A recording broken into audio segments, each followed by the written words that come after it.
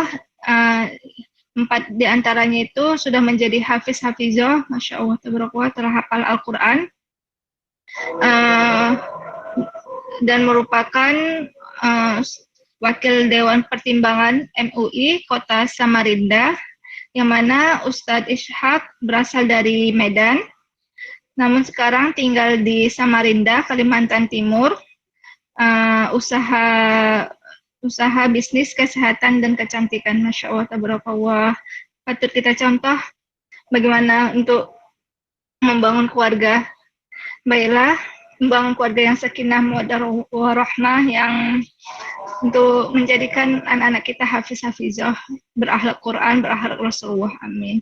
Baiklah, langsung saja kita dengarkan bersama materi dari Ustadz Ishak. Kepada Ustadz Ishak dipersilahkan waktu dan tempat, waktu dan media.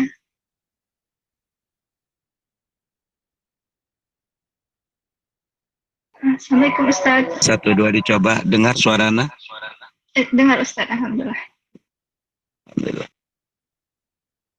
Assalamualaikum warahmatullahi wabarakatuh.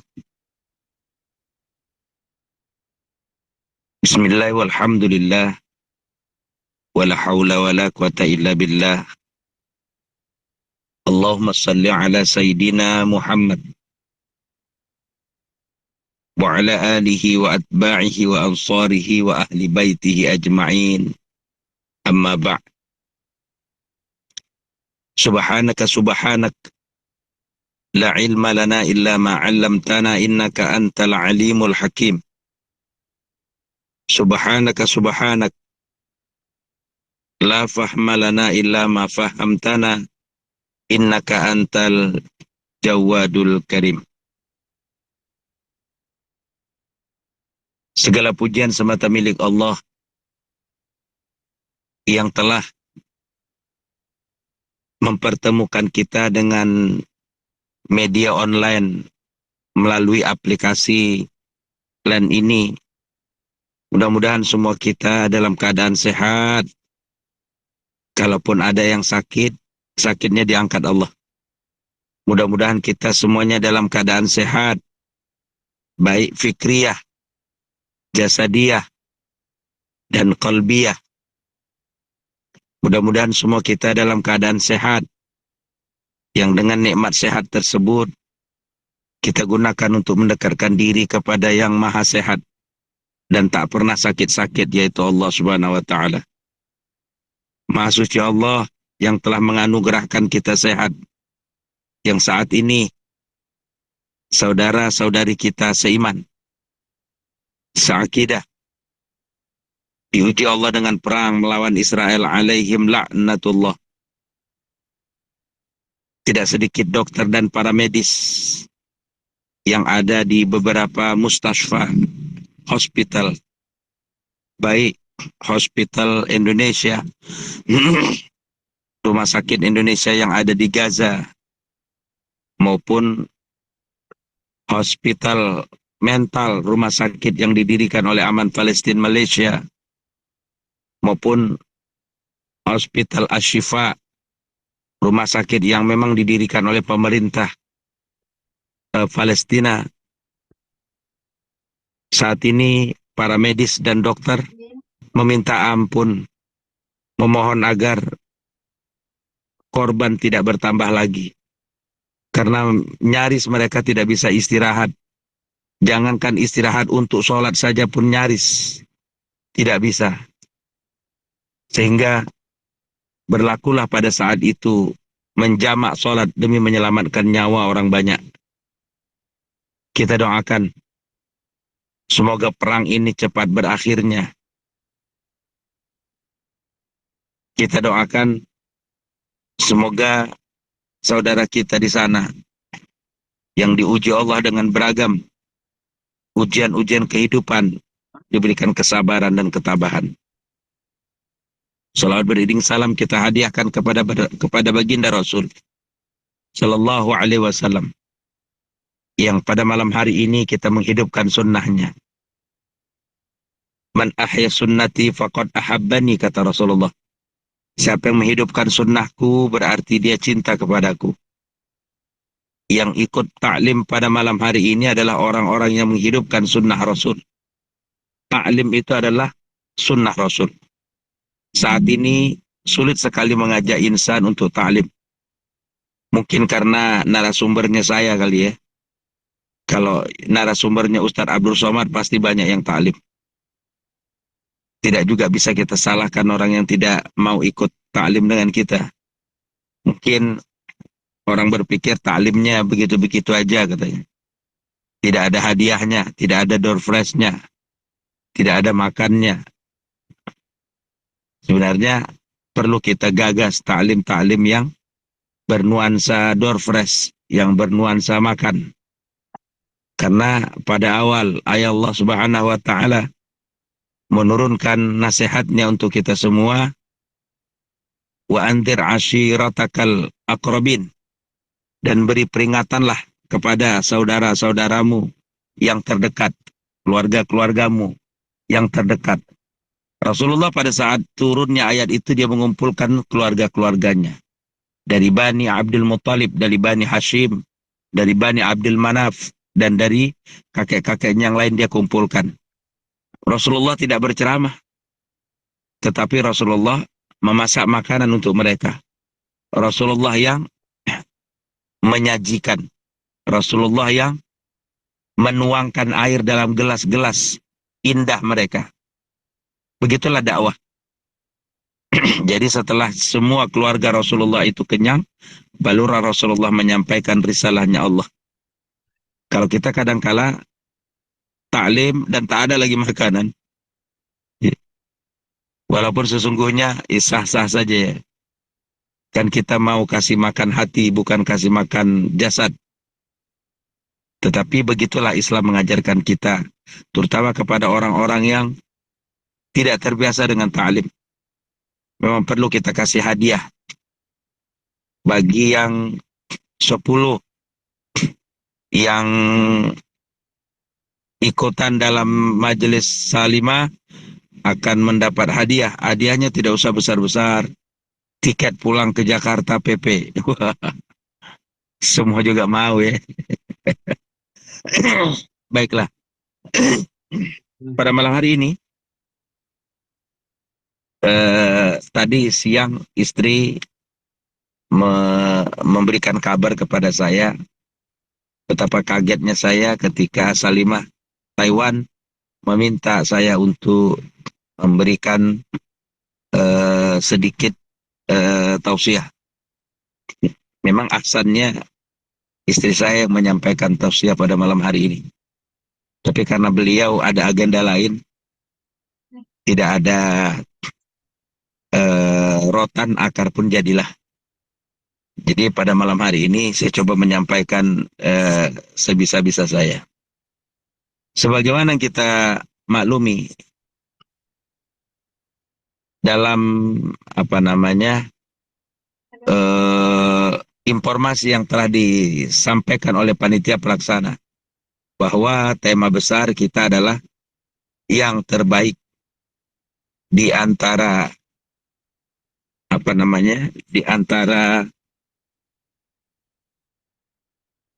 kita adalah yang terbaik terhadap keluarganya. Nah, ini menarik mengingatkan saya dengan 3 golongan yang mendapat predikat terbaik. Ini terbaik ya. Golongan pertama,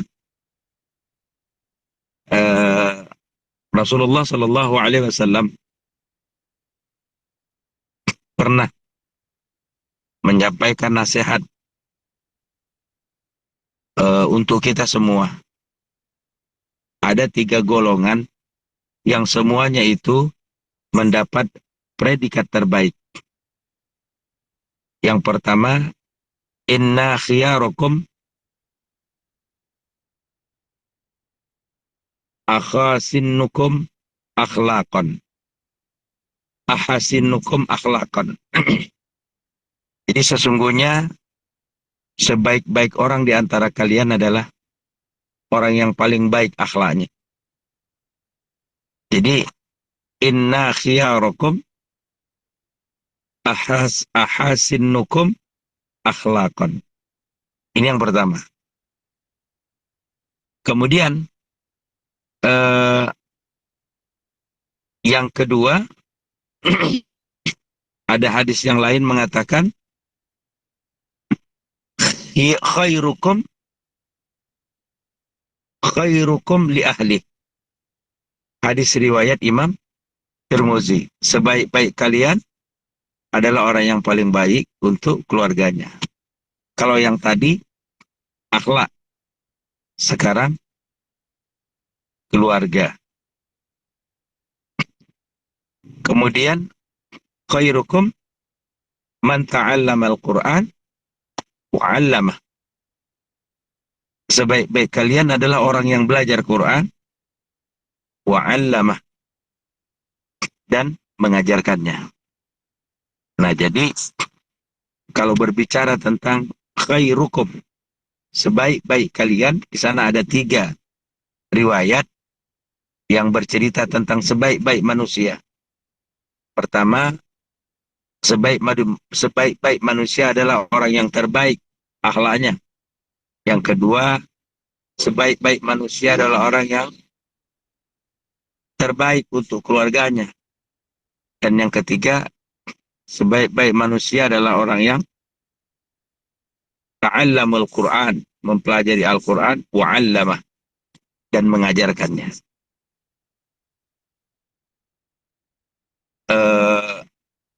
Pada malam hari ini, kita berbicara tentang jati diri kita, harga diri kita.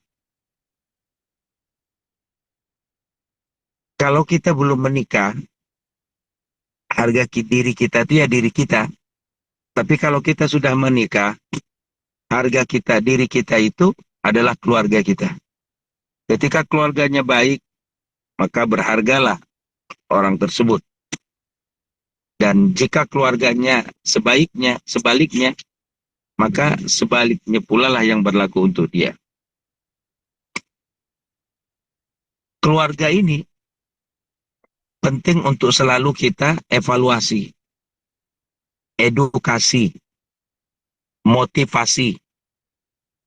Karena ini adalah benteng terkuat dalam rangka menyelamatkan keluarga kita.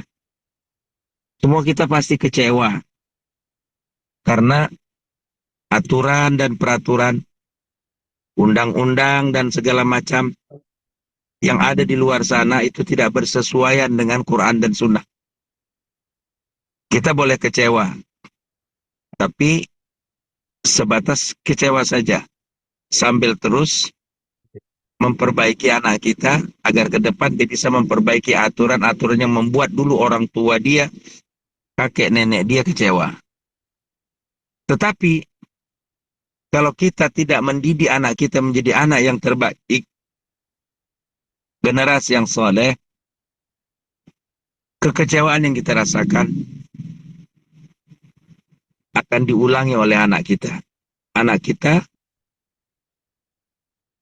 akan merasakan pahitnya, tidak nyamannya hidup di tengah-tengah riak, gelombang yang tidak berkesesuaian dengan gelombangnya Allah dan gelombangnya Rasulullah Sallallahu Alaihi Wasallam. Nah, jadi penting ini menjadi target dalam taklim malam hari ini. Kita taklim pada malam hari ini dalam rangka ingin memperbaiki keluarga kita. Interaksi kita dengan anggota keluarga kita. Agar menjadi keluarga yang terbaik. Agar menjadi khairukum, insan yang terbaik. Saya yang menyampaikan materi pada malam hari ini belum tentu juga lebih baik dari antunna sekalian.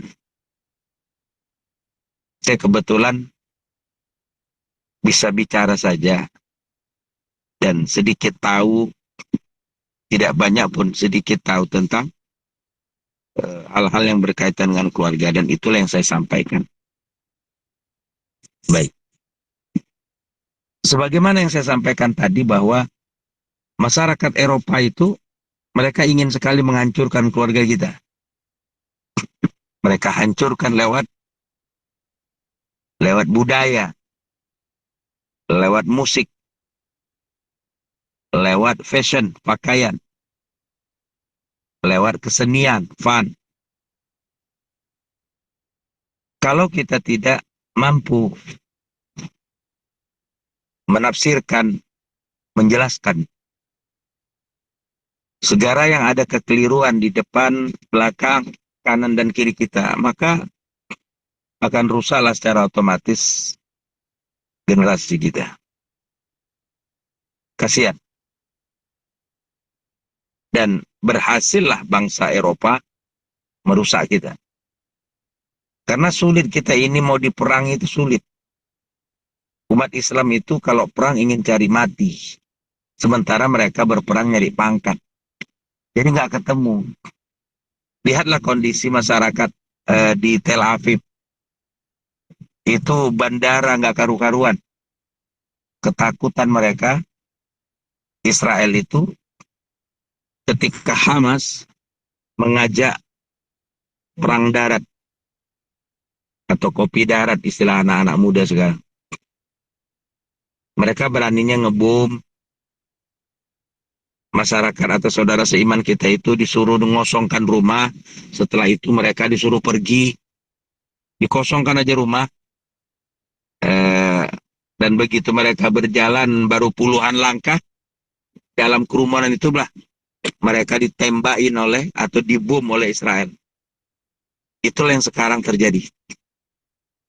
Sehingga masuk rumah sakit itu bukan 7 orang, 20 orang, tetapi 100 orang, 200 orang. Gimana nggak stres? Para mumarridah, juru rawat, dan para dokter-dokter yang ada di sana.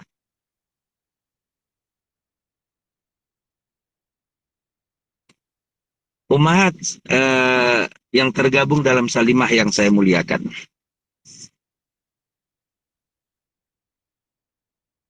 Ada banyak pesan ulama dalam rangka menjaga apa? Menjaga keluarga kita. Khairukum li ahli wa ana khairukum li ahli. Sebagaimana dalam hadis yang diriwayatkan oleh Imam Ibnu Majah. Sebaik-baik kalian adalah orang yang terbaik sikapnya terhadap keluarganya. Dan aku adalah orang yang terbaik di antara kalian terhadap keluarga. Kita kadang-kala naik turun ya. Pasang surut. Kadang baik kita mendidik anak-anak kita itu. Kadang baik kita menyapa, berinteraksi dengan pasangan hidup kita itu. Itu pagi, sore nanti udah berkelahi. Sulit sekali menciptakan baik, paginya baik, siangnya baik, sorenya baik, malamnya baik. Ada saja kekeliruan yang terjadi. Paginya baik, siangnya perang. Perang WhatsApp. Kalau di Taiwan mungkin perang lain kan ya. Bersumpah-sumpah, bercaci maki. Kadang-kadang tidak ada salah hewan-hewan yang ada dalam kebun binatang, tapi semua kita sebutkan. Begitulah kita. Al-imanu zid wa yankus. Kadang naik. Ketika naik, bagus interaksi kita dengan pasangan dan keluarga kita. Dan kadang kala sebaiknya turun, melemah. Nah, ini yang membuat kadang kala kasar perilaku kita. Tanpa kita sadari. Begitu kita lihat istri kita menangis. Begitu kita tahu suami kita diam, kecewa. Disitulah baru kita nyadari. Ternyata sikap kita sore tadi, pagi tadi, malam tadi, tidak disukai oleh pasangan kita sendiri. Inilah yang mesti kita jaga. Kita jaga dengan teknik watawasau bil haq, watawasau bis sabar. Saling mengingatkan, saling menasihati dalam kebenaran, dan saling mengingatkan, memotivasi, mengedukasi dalam kesabaran.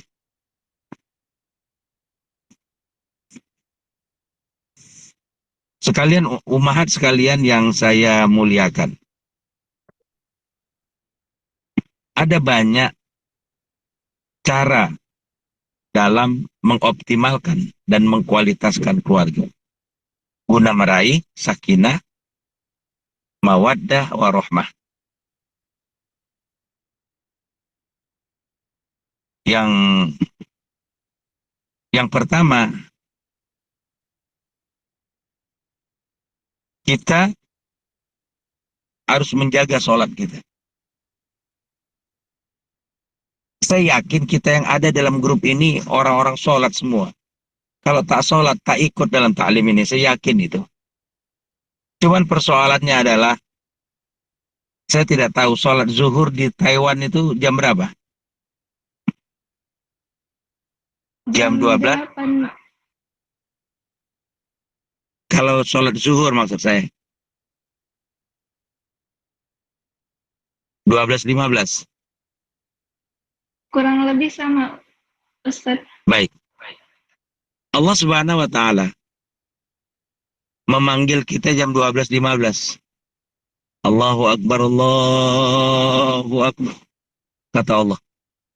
Meraung-raung suara muazin di menara-menara masjid.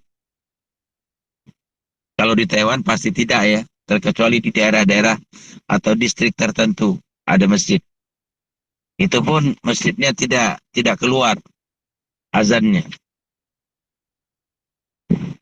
Paling tidak kita setel lah sendiri, karena kita tahu hidup di tengah-tengah komunitas non-muslim, kita setel alarm jam kita, handphone kita. Pada waktu sholat, udah masuk waktu sholat Taiwan, dia azan sendiri. Allahu Akbar, Allahu Akbar. Kalau dapat belum lagi azan, kita sudah di atas sajadah kita untuk sholat. Itulah yang sebenarnya yang diinginkan Allah. Jadi kalau kita jaga sholat kita, Allah jaga rezeki kita. Kita kadangkala sering kita bertanya, ya Allah, kurang baik apa saya nih? Tapi kenapa rezeki saya seret banget? Gitu. Jawaban itu tadi.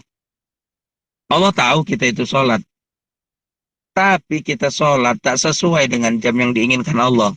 Allah inginnya kita sholat itu jam 12.15. Kita sholat jam 1. Jadi secara logikanya, kita lah umpamanya kan, di apa namanya, dipanggil suami. Pulang. Dipanggil suami, lalu suami manggil kan. Ibu, kata suami kita. Nah, ibu nunggunya, menyahutnya langsung sahut atau nunggu ibu selesai kerjaan. Suami mau manggil, ibu jam 12. Ibu sahut jam 1. Gimana perasaan suami? Lah, kok baru sekarang ibu menyahut? Tadi ibu nyuci ayah. Sekarang ibu ini, ada apa ya? Gimana perasaan suami? Itu suami. Suami kita itu bukan memberi makan. Suami kita itu tukang makan. Suami kita itu bukan memberi kita anak. Hanya penyebab saja. Tetapi suami kita itu kecewanya luar biasa. Gimana Allah? Inilah persoalan kita. Nah, jadi yang terbaik itu adalah begitu 5 menit lagi belum azan, kita udah di atas sajadah. Kualitas keluarga seperti inilah yang harus kita ciptakan seisi rumah kita. Suami kita yang di kantor, 10 menit lagi azan, kita udah heboh menelpon. Assalamualaikum, Papa di mana? Alhamdulillah, sudah di sajadah ya Pak. Alhamdulillah, Mama di mana? Mama sudah wudhu, sudah pakai mukena, tinggal nunggu azan nih. Alhamdulillah. Itulah keluarga seideal itu yang harus kita ciptakan.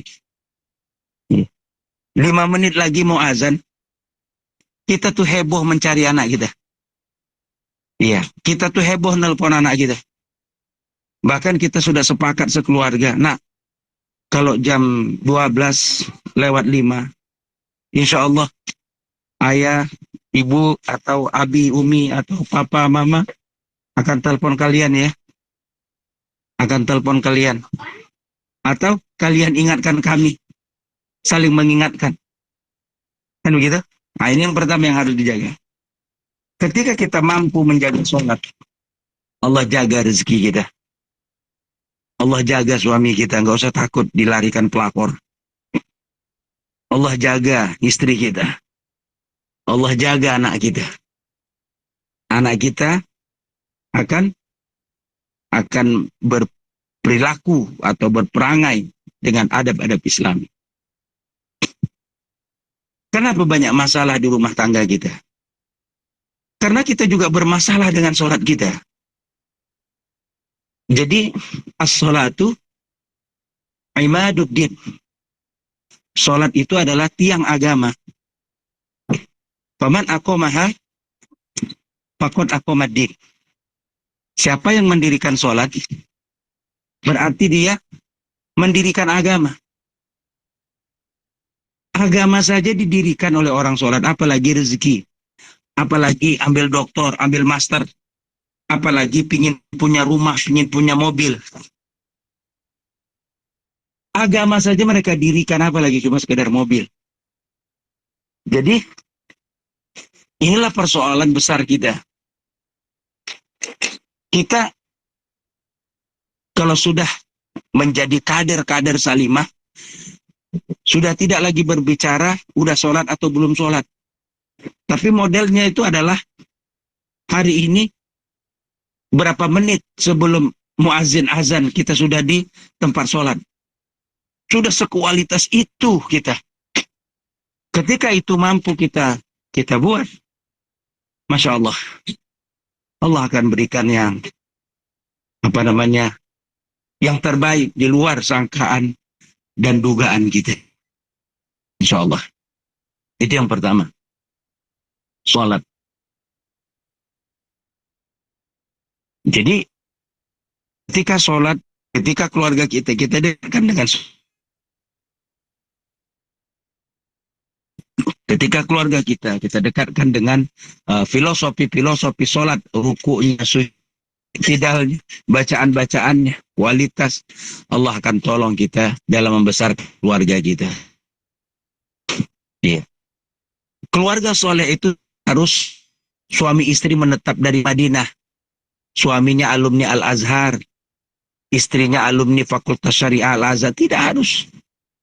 Iya. Mungkin suaminya dari universitas apa yang ada di Taiwan itu pun akan muncul anak-anak soleh. Anak soleh itu tidak dijamin dari kuliah emak ayahnya. Tapi dijamin dari keberanian emak ayahnya mempraktekkan ataupun mengamalkan Islam sekecil-kecilnya. Nah, jadi ketika kita menginginkan terbaik untuk keluarga kita, jagalah sholat. Ini ada cerita sedikit, mudah-mudahan bermanfaat cerita ini.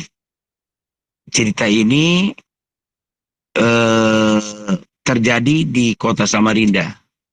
Itu dengan teman saya. Teman saya dan ini PNS. Istrinya PNS. Nah, karena PNS bekerja. Nah, mereka masih kecil. Akhirnya mereka mencari pembantu dari Pulau Jawa. Mencari pembantu dari Pulau Jawa. Kenapa dari Pulau Jawa? Pertama, agar pembantu ini tidak pulang pergi. Yang kedua, kalau sudah dari Pulau Jawa, kata orang-orang, biayanya agak lebih murah. Karena mereka cuma PNS rendahan. Tapi begitu si pembantu ini, Bapak Ibu, bekerja di rumah teman saya itu, bukan istrinya saja yang dia evaluasi. Udah di mana Ibu? Lagi sajadah kah? Udah sholat kah? Nanyanya bukan udah sholat. Belum sholat, belum lagi azan sudah heboh. Dia nelpon istrinya.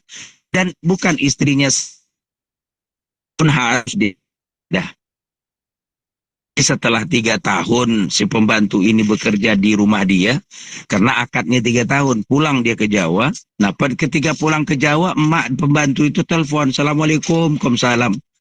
Pak, anak saya di Kalimantan Timur bekerja ke pondok pesantren katanya. Kenapa? Karena di rumah ini belum lagi azan, udah di atas sajadah dia.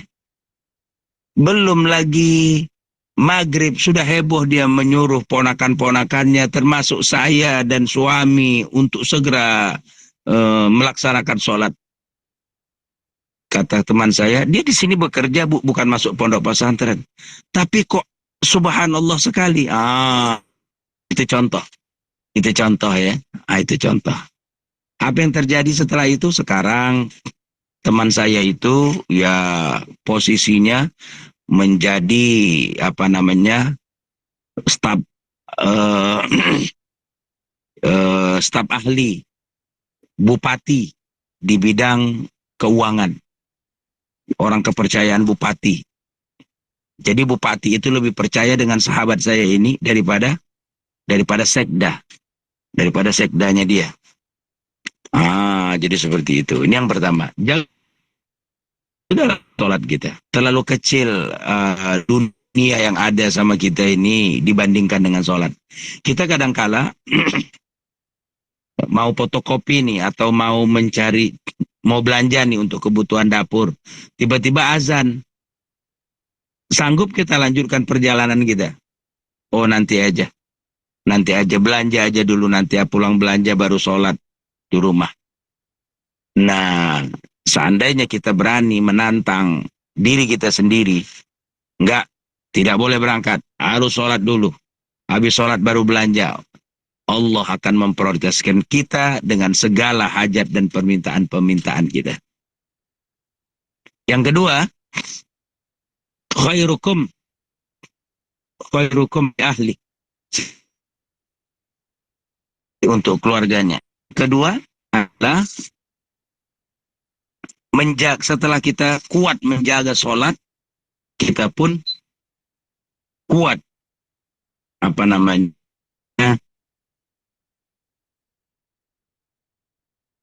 katkan menggali Al-Quran Al-Karim untuk kayak gitu. Tilawah kita itu 1 juz. Kalau 1 juz itu belum nikah. Kalau sudah ada nikah ini, tak berguna lagi 1 juz. Di atas itu. Nah, berarti kalau masih 1 juz tilawah kita, ya Allah sayangnya waktu 24 jam itu kita apakan? Ada satu orang ulama, dia bertanya kepada muridnya, wahai anakku, tahukah engkau berapa lama Allah menatapmu? Anak itu menjawab, saya tidak tahu, wahai guru, seberapa lama Allah menatap saya. Apa jawaban sang ulama itu? Seberapa lama engkau membaca Al-Quran, segitulah Allah menatapmu. Jika dalam 1 hari kita tidak pernah memegang Al-Quran, kebayang nggak? Allah tidak pernah menatap kita. Kalau sudah Allah tak pernah menatap kita, buat apa kita beli skincare tuh kan? Buat apa kita pakai lipstick tuh? Parfum. Orang tidak dilihat Allahnya kita. Kan begitu? Nah, jadi perbanyaklah baca Al-Quran. Perbanyak. Ya. Kita jadikan dikit-dikit Quran. Dikit-dikit Quran. Dapat nikmat, larinya Quran. Dapat musibah, pelariannya Quran. Naik pangkat suami, larinya ke Quran. Anak tak mau dengar kalimat kita, larinya ke Quran. Saat kita baca Al-Quran itulah, disitulah hati kita berdoa. Umpamanya kita membaca Al-Quran, umpamanya surah An-Nur, suratun anzalnaha wa faradnaha wa anzalna fiha ayatim bayyinatin la'allakum tadhakkarun. Ini contoh saja. Mulut kita ngomong la'allakum tadhakkarun, hati kita, ya Allah, lembutkan hati anakku. Ya Allah, jaga suamiku. Begitulah kita sedikit-sedikit Quran, sedikit-sedikit Quran. Cobalah lihat di Palestina. Semua orang sebenarnya ingin masuk dalam komunitas barisan Batalion Izzuddin Al-Qassam. Tapi ditolak. Kenapa? Syarat untuk masuk menjadi prajurit tentara ataupun askar Batalion Izzuddin Al-Qassam itu syaratnya harus hafiz Quran 30 juz.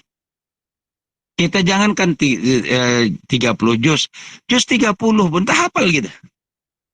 Macam mana mau jadi anggota Batalion Izzuddin Al-Qassam?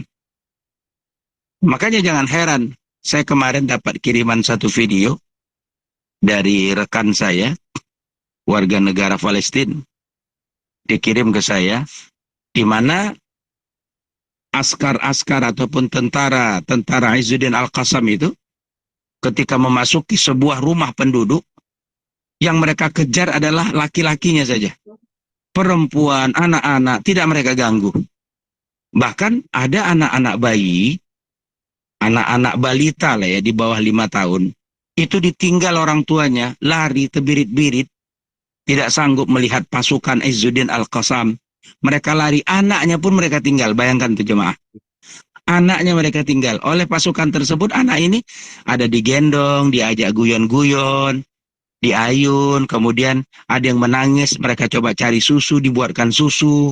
Begitulah tentara Palestina memperlakukan anak-anak Israel. Tapi seperti itukah tentara-tentara Israel memperlakukan anak-anak Palestina? Tidak. Apa yang membuat mereka begitu sayang dengan anak Israel, padahal terang-terang ayahnya anak itu membunuh keluarga-keluarga mereka? Al-Quran Al-Karim. Al-Quran yang mendidik mereka. Makanya orang yang tidak mengerti dan tak hafal Quran, tak mengamalkan Quran, mau jadi tentara, ini bahaya. Bahaya. Apa bahaya? Itulah jabatan dia gunakan untuk mengeruk kekayaan. Sebagaimana yang terjadi di negara kita. Jenderal terlibat kasus ini dan itu. Kan begitu? Kenapa? Karena mereka cuma bisa jadi jenderal secara jasad dan secara batin, secara kolbun. Mereka jangankan kopral, prajurit aja pun tidak. Nah, jadi Quran itu penting. Quran itu apa namanya?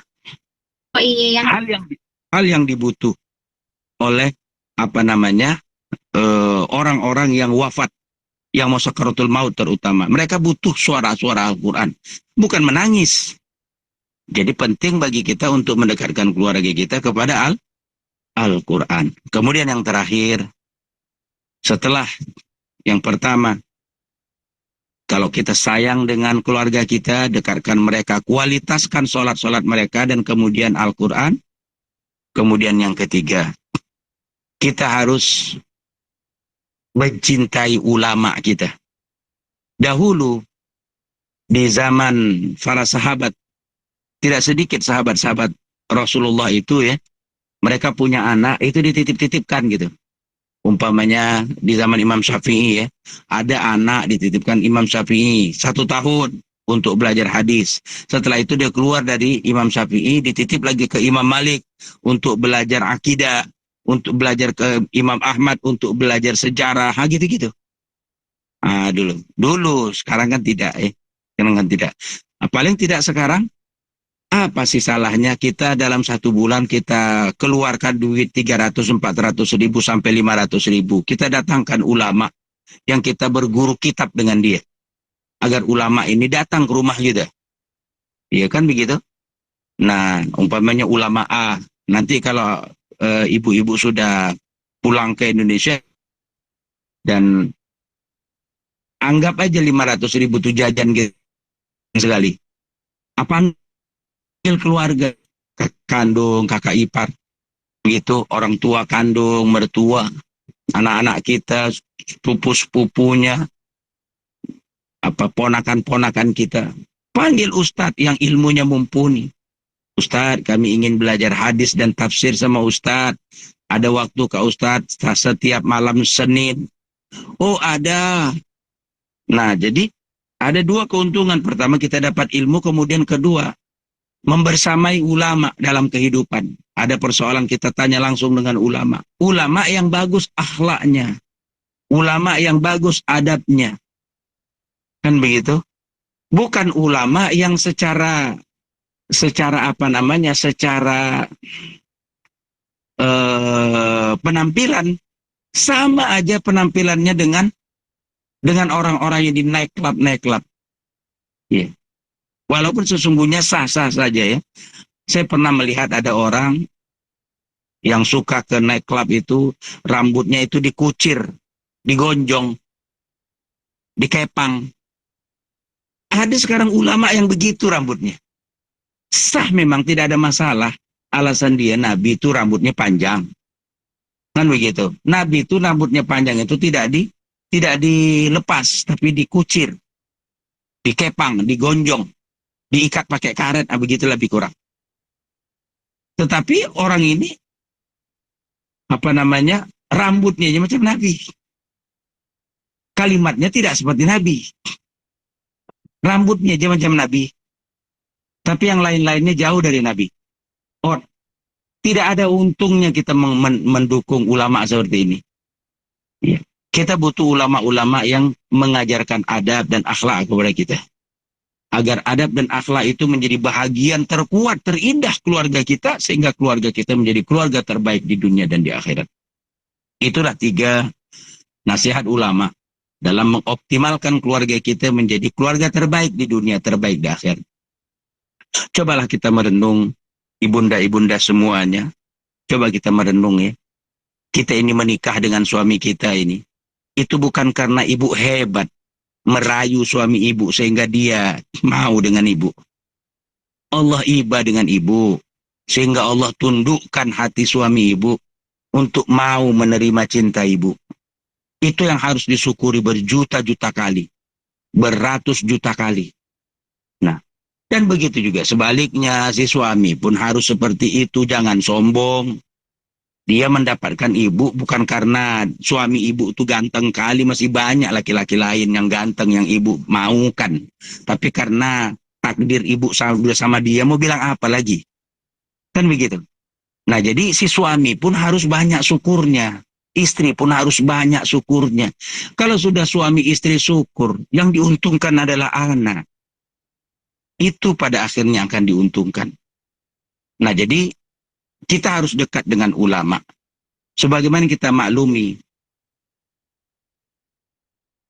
tiang atau pilar dunia itu ada 4.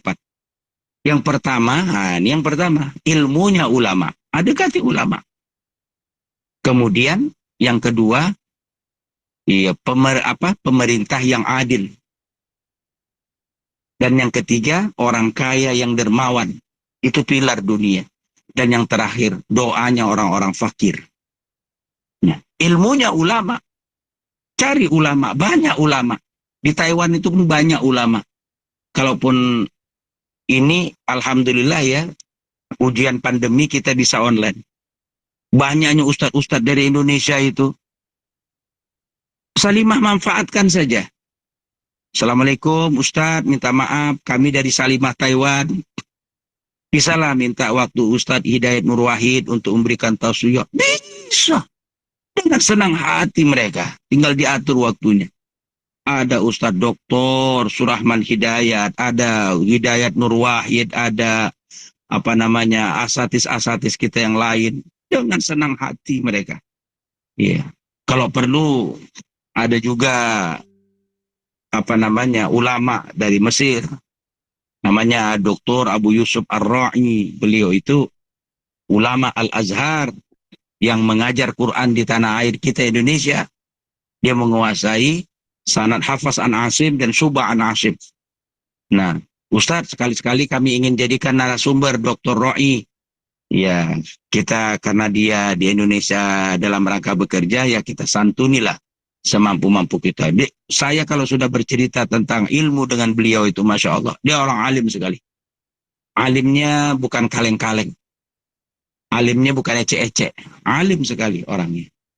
Ya, tapi kalau memang repot, ada keterbatasan-keterbatasan, asatis-asatis kita yang lain pun banyak ingin berbagi untuk Salimah Taiwan. Demikian barangkali sebagai pembuka dalam diskusi kita pada malam hari ini. Doa saya, semoga yang hadir pada malam hari ini menjadi wanita dan istri solihah. Ingat, wanita dan istri solihah itu, wanita solihah, istri solihah itu lebih mahal dari bidadari. Pernah suatu hari, Syekh Ibnu Utsaimin, ulama dan mufti Makkah Al-Mukarramah, ditanya oleh seorang murid, wahai Syekh, mana lebih cantik, bidadari atau istri yang di dunia jika dia masuk surga? Syekh itu menjawab, jauhlah cantik istri yang di dunia berpuluh-puluh kali dari bidadari, katanya. Nah, mungkin sebagian suami berpikir, saya nanti Ustaz kalau masuk surga, saya memilih bidadari lah. Masa sih di dunia dia kita pegang, di surga nanti dia juga kita pegang? Tak adakah yang lain-lain? Kadang ada suami begitu modelnya. Itu omongan yang keliru. Itu omongan petanda suami itu tak ada ilmu. Kita ini dianjurkan Rasulullah untuk bawa istri kita ke surga. Kenapa? Karena di surga udah dikasih Allah skincare alanya surga. Istri kita tuh berpuluh-puluh kali lipat lebih cantik dari bidadari. Bidadari itu masuk surga itu pemberian. Istri kita itu kalau bisa masuk surga itu anugerah. Anugerah itu tentu istri kita mendapatkannya dengan berdarah-darah. Bangun tengah malam, sabar, menangis-nangis. Kalau bidadari kan tidak. Nah, itulah kira-kira tausiah pada malam hari, mudah-mudahan bermanfaat. Semoga Allah membimbing kita semua untuk menciptakan, dengan suami kita bekerja sama, kita menciptakan keluarga terbaik di dunia dan terbaik di akhirat. Aku qauli hadza, astaghfirullah li wa lakum, astaghfirullahal azim, astaghfirullahal azim, astaghfirullahal azim. Subhanakallahumma wa bihamdika asyhadu an la ilaha illa anta astaghfiruka wa atubu ilaik. Assalamualaikum warahmatullahi wabarakatuh. Waalaikumsalam warahmatullahi wabarakatuh. Sebelum kita tutup, Afwan Ustadz, izinkan untuk jika ada peserta yang ingin bertanya, mohon izinnya. Silakan. Dipersilakan kepada peserta, boleh mengajukan pertanyaan lewat mikrofon atau chat grup.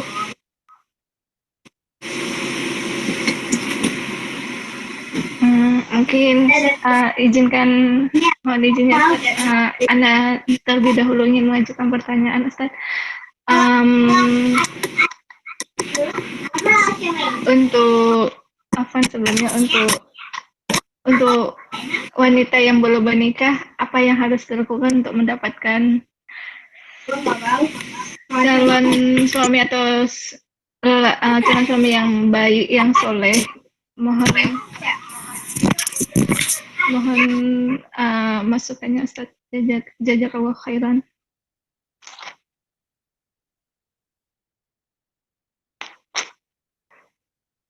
Punten, Ustaz. Baik. At-thayyibatu lit-thayyibin. Laki-laki yang baik untuk perempuan yang baik.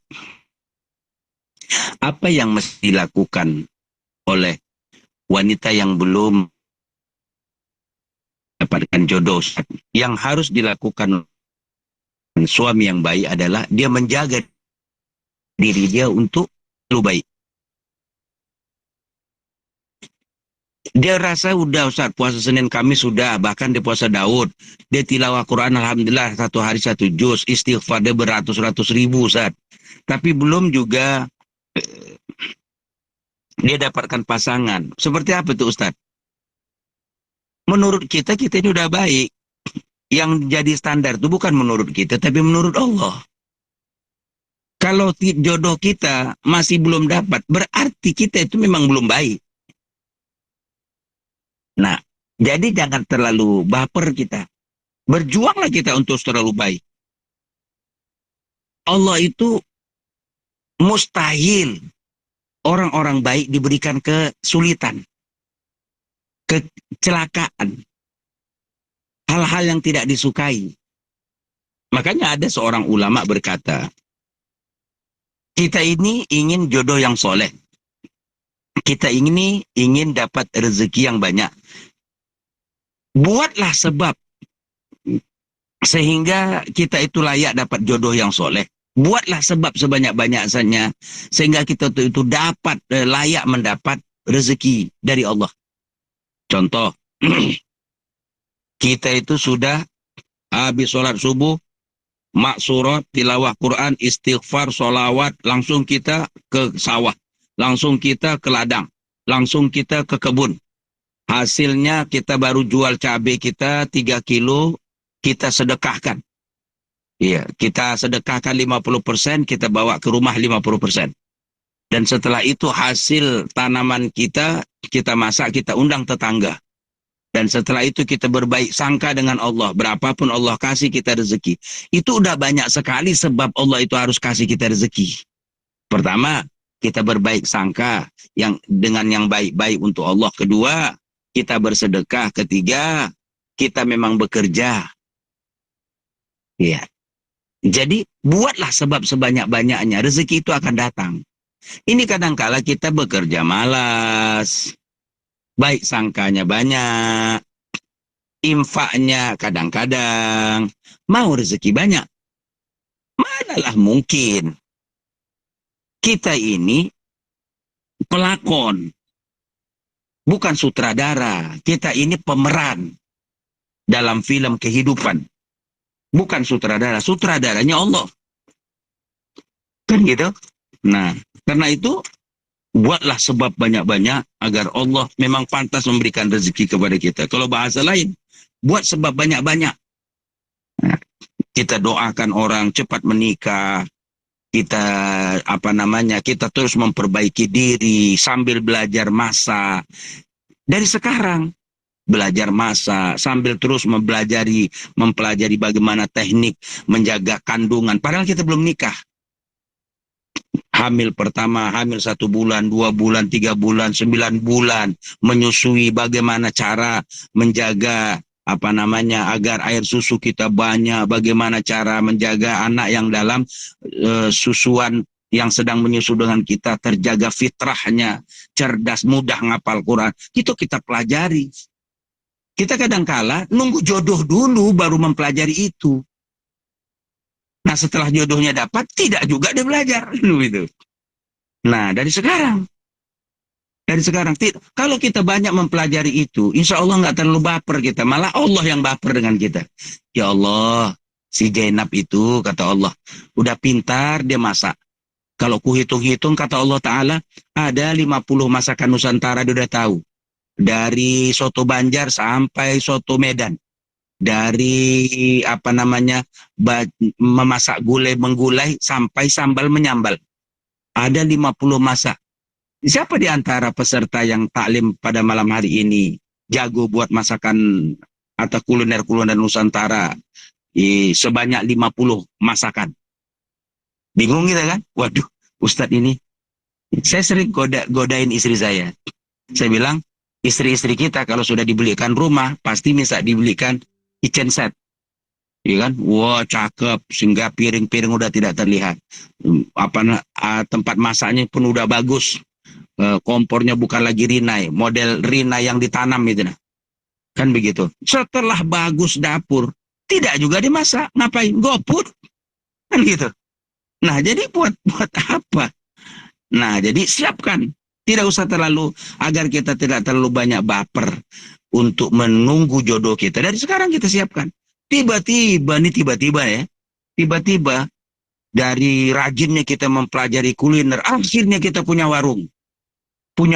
Karena apa? Jago kita masak. Padahal kita bukan orang Padang, tapi warung Padang kita ada 40 warung Padang yang ada di Taiwan itu kita punya semua. Kan begitu. Akhirnya kita meninggal dan kita belum menikah. Tapi kan kita udah kaya dengan itu semua. Dengan dengan ilmu, yang dengan ilmu tersebut kita pelajari. Kita pelajari apa? Kita pelajari masakan-masakan Nusantara. Akhirnya mendatangkan duit untuk kita. Kan untung gitu. Kira-kira begitu, kira-kira. Nah, jadi perbaiki diri kita. Allah akan datangkan jodoh kita. Cepat atau lambat, itu tidak usah jadikan persoalan. Atau tidak usah dikasih sama sekali sama Allah. Nggak usah terlalu Allah itu kita tekan. Kita tekan diri kita. Belum ada jodoh. Karena saya belum solihah, belum ada jodoh. Karena saya masih belum sholat di awal waktu, belum ada jodoh. Puasa saya sekedar makan, minum, menahan lapar dan haus saja. Belum sekualitas puasanya Rasulullah. Begitulah.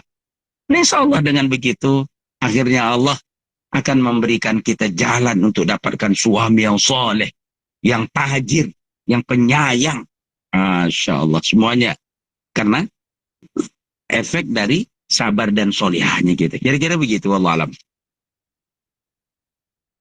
Masya Allah, jazakallahu khairan untuk jawaban, untuk masukan dari Ustadz. Untuk baiklah, kepada teman-teman semua, apakah ada yang ingin bertanya?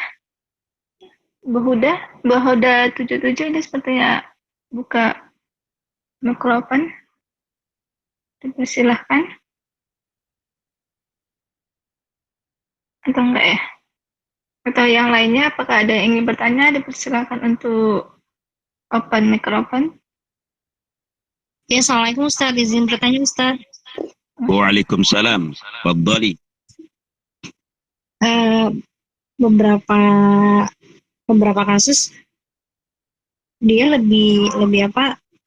Dia lebih baik terhadap temannya gitu Ustaz. Jadi dibandingnya ke keluarganya sendiri, mungkin bahkan di tahap misalnya anak-anak atau ibu atau bahkan bapak-bapaknya juga demikian. Jadi kadang-kadang kalau misalnya sama temannya dia lebih sungkan kalau nggak bawa-bawa ini, kalau sama keluarganya biasa aja.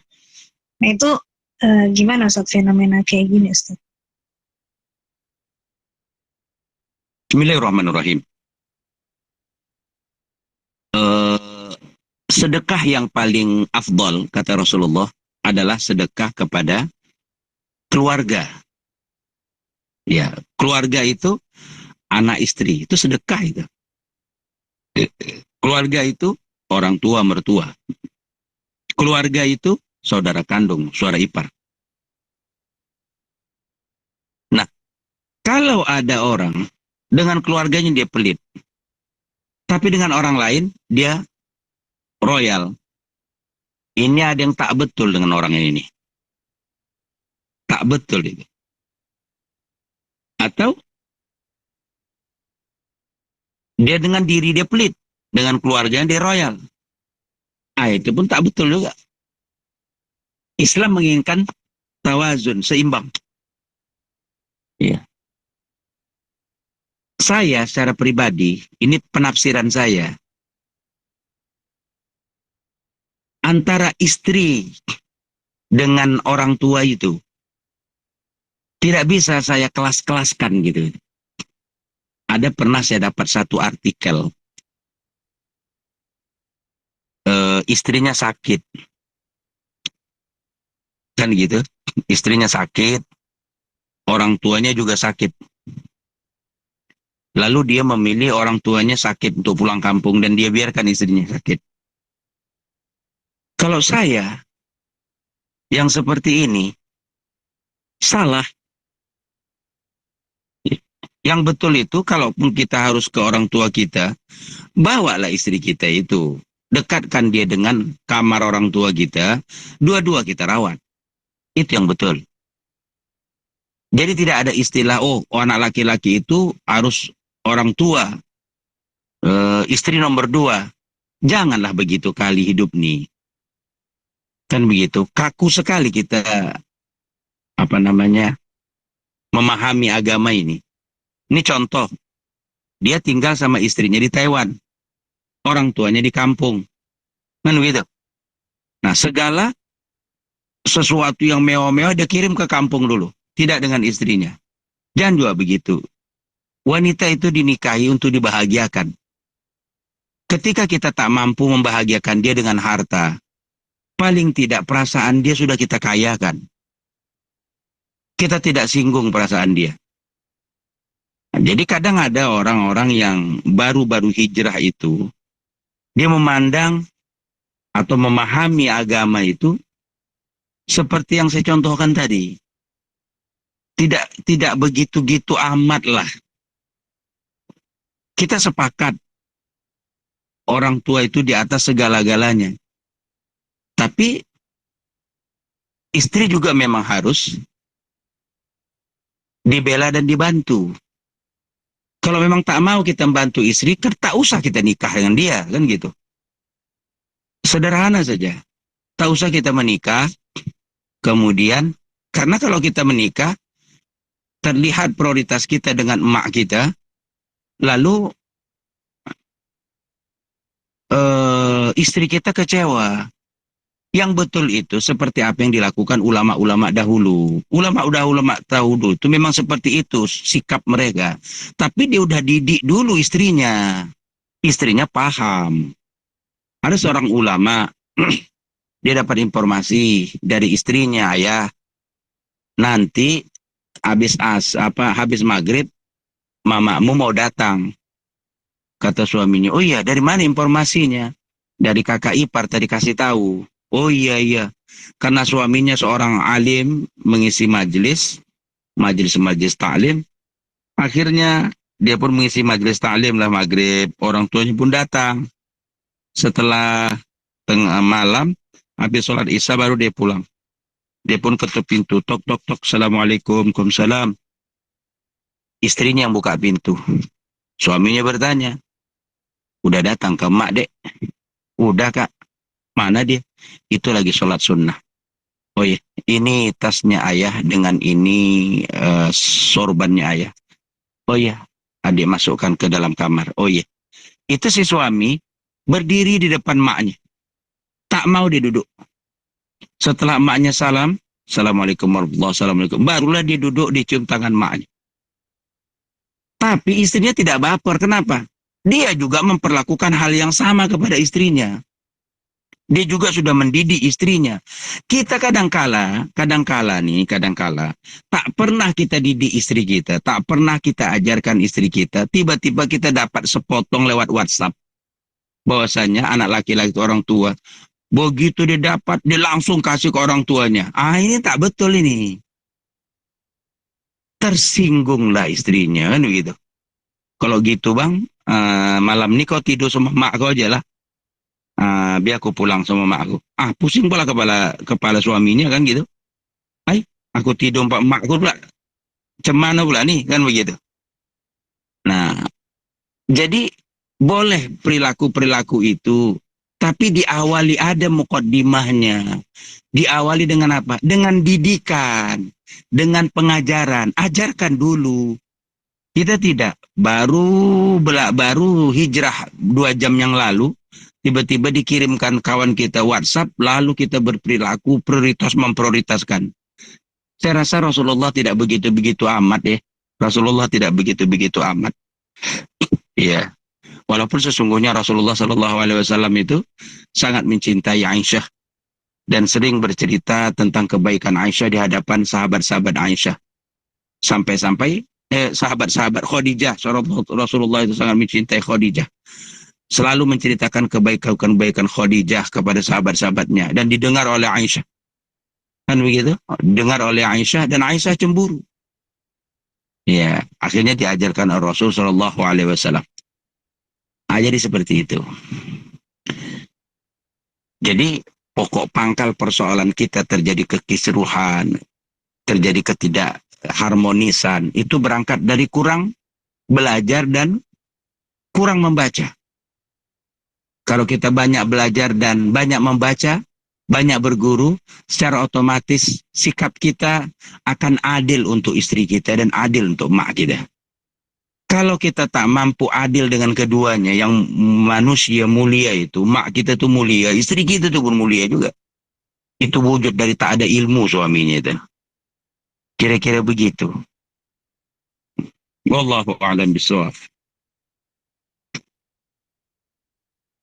Jazakallah khairan Ustadz. Bagaimana Bu Huda, apakah ada pertanyaan yang lain? Nah, Ustadz, jazakumullah khair, Ustadz. Masya Allah. Baiklah, kita lanjut. Apakah ada mbak-mbak, ibu-ibu semua yang ingin bertanya? Saya bahwa Assalamualaikum. Waalaikumsalam. Terdengar Waalaikumsalam. bahwa Kedengar Bu. Assalamualaikum warahmatullahi wabarakatuh. Ustaz, Masya Allah, tabarakallah untuk ilmunya saya tertampar banget dengan ceramahnya Bapak. Ini pertanyaan saya tentang Palestina ya Ustaz. Misalkan ada sahabat yang kontra misalnya seperti itu, dan kontranya itu di grup yang notabene hampir 100% itu semuanya membela, maksudnya ikut berempati dengan Palestina seperti itu. Nah, satu orang ini berbicara sangat kasar gitu sekali, sampai semua itu speechless gitu Ustaz.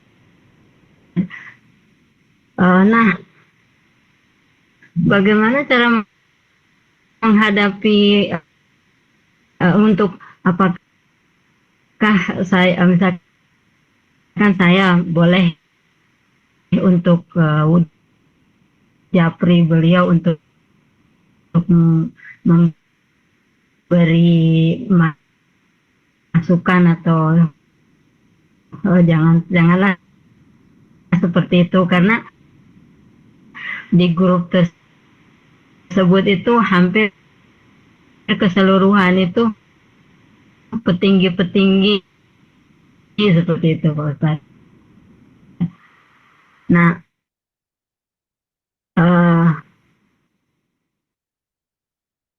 juga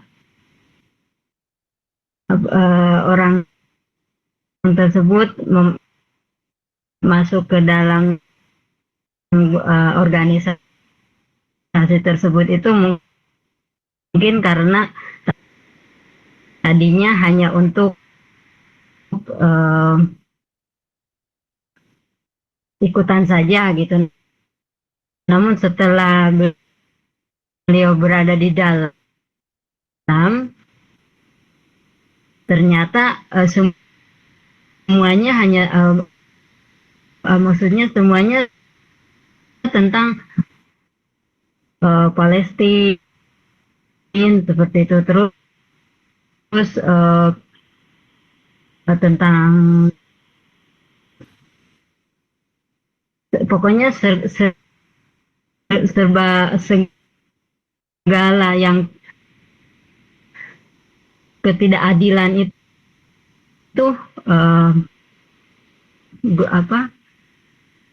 di sana itu semuanya akan dibahas seperti itu. Setiap kali ada pembahasan itu beliau itu selalu kontra seperti itu Pak Ustaz. Itu untuk menghadapinya itu maksudnya karena sahabat akrab saya sendiri gitu Ustaz.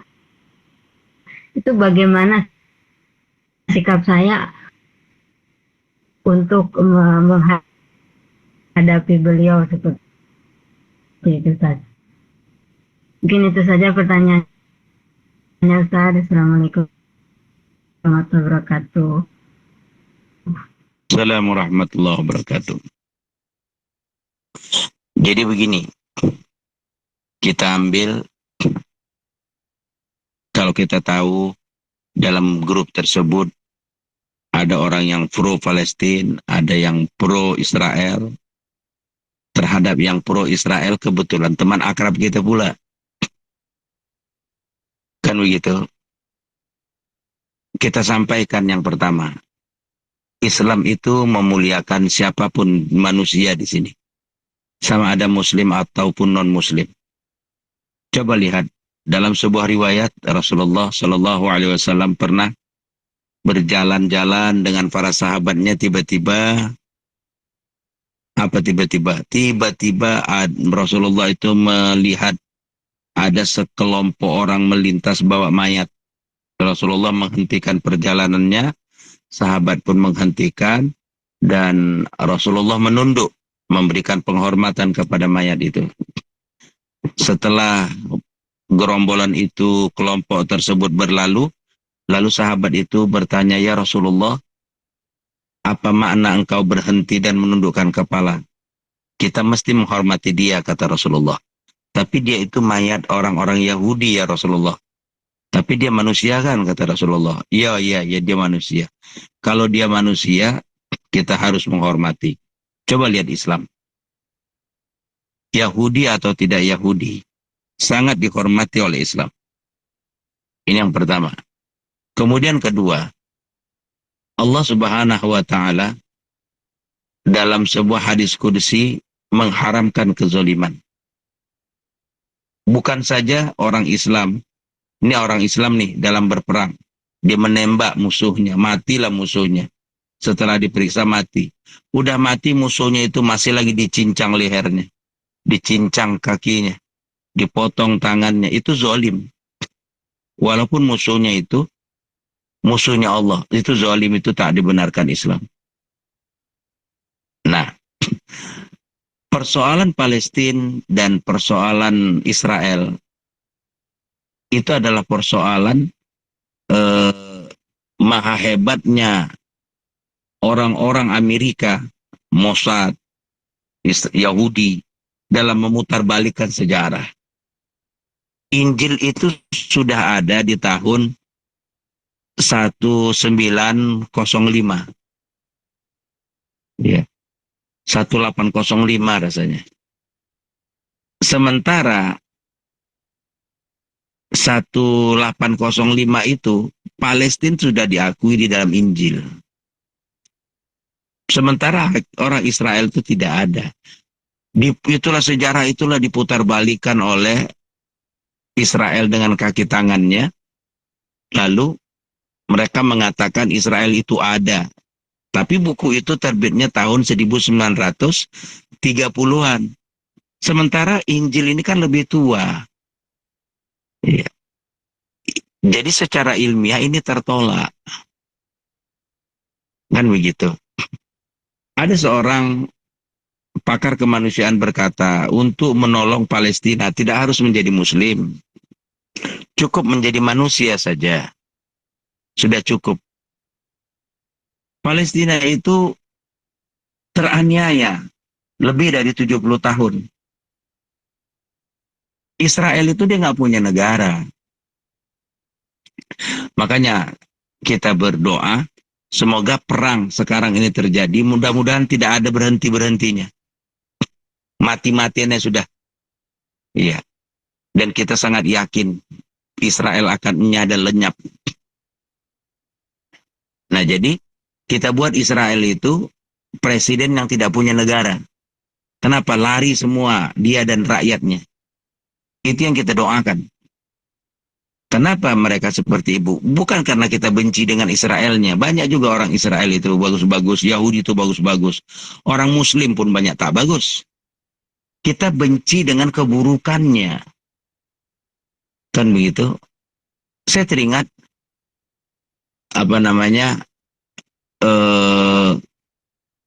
orang yang membakar. Pernah Masjid Al-Aqsa itu dibakar. Yang memerintahkan untuk dibakar itu adalah tentara atau seorang jenderal perempuan Israel. Setelah dibakar dan bisa dipadamkan, sejak itulah dia tak bisa tidur. Tak bisa tidur dia. Kenapa? Karena dia yakin umat Islam seluruh dunia akan ujuk rasa, akan marah. Ternyata setelah dibakar, tidak ada yang ujuk rasa. Kenapa? Itu tadi tuh. Banyak umat Islam yang pro dengan Israel. Sok manusiawi banget gitu. Iya. Kalau kita timbang-timbang, kayaknya pakar kemanusiaan banget ya, kasihan dengan orang-orang Israel. Memang dia selama hari ini si pakar itu kemana? Berapa kali dia menganalisa banyaknya bayi-bayi Palestina itu kena gas beracun yang terang-terang dilarang oleh PBB untuk digunakan, namun tetap digunakan oleh Israel. Kemana dia? Kan begitu. Kenapa baru sekarang baru muncul? Nah, intinya adalah orang seperti itu tidak bisa kita ajak berdebat dalam grup. Temuin dia. Kita pun sebelum menemuin dia sudah menginventaris beberapa artikel-artikel, ungkapan ulama yang semua materi itu tidak membela Palestina, tidak membela Israel. Harus adil. Nah, jadi sekarang ini banyak negara sudah mendukung. Jepang mendukung Palestina merdeka, Korea mendukung, Rusia mendukung, ya Turki apalagi. Sekarang itu Amerika takut-takut berani menggunakan senjatanya. Kenapa? Turki dengan Rusia udah kerjasama. Iran mendukung. Begitu, dan saya doakan ya mudah-mudahan Amerika menggunakan senjatanya. Supaya apa? Supaya seluruh negara Arab bersatu menghantam Israel dan Amerika. Ya, doa saya buruk. Seharusnya kalau Amerika berani menggunakan senjata yang sudah dia kirim, selesai. Selesai apa Ustaz? Selesai, negara Arab akan bersatu membela Palestina. Dan dan Ahmad Yasin rahimahullahu taala, dia pernah berkata, dia memprediksikan bahwa Palestina itu akan merdeka tahun 2027. Tahun 2027.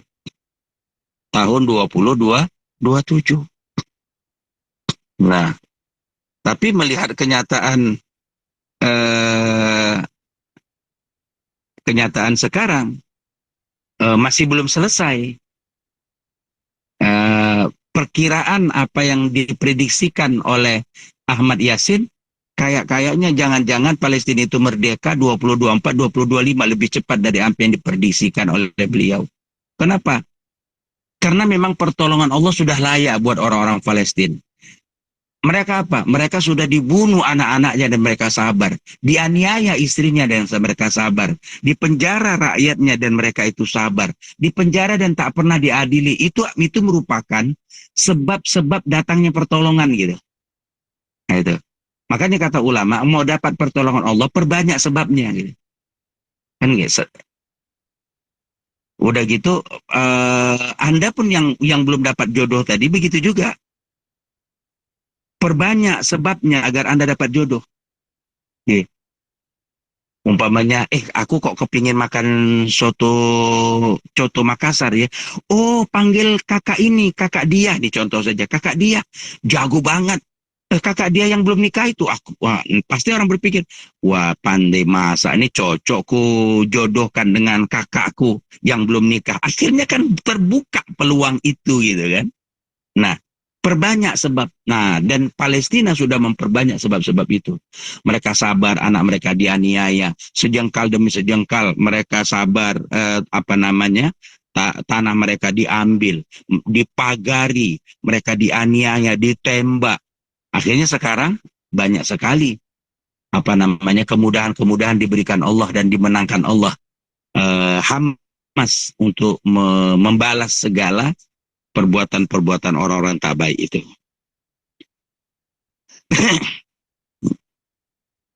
Jadi, begitu kira-kira tanggapan saya. Wallahu a'lam bishawab. Alhamdulillah, jazakallah khairan Ustaz. Jazakallah khairan kepada Ustadz Ishak yang telah memberikan Masya Allah banyak materi, banyak ilmu. Karena sudah menunjukkan jam 10 malam waktu Taiwan, maka kita tutup acara kita pada malam hari ini. Sebelumnya saya mengucapkan jazakallah khairan kepada Ustadz dan jazakallahu khairan kepada seluruh peserta yang telah hadir pada hari ini. Semoga semakin dekatkan diri kita kepada Allah. Semoga ilmu-ilmu yang telah diberikan tadi menjadi amal sebagai pedoman Amin. kita untuk kedepannya. Amin. Amin. Baiklah, kita tutup dengan mengucapkan hamdalah, alhamdulillah alamin Alhamdulillahirrabbilalamin. dan doa kafaratul majelis. Subhanakallahumma bihamdika asyhadu an la ilaha illa anta astaghfiruka wa atubu ilaik. Sampai bertemu lagi insya Allah di Sabtu depan. Assalamualaikum warahmatullahi wabarakatuh. Assalamualaikum. Izin ya, keluar. Assalamualaikum.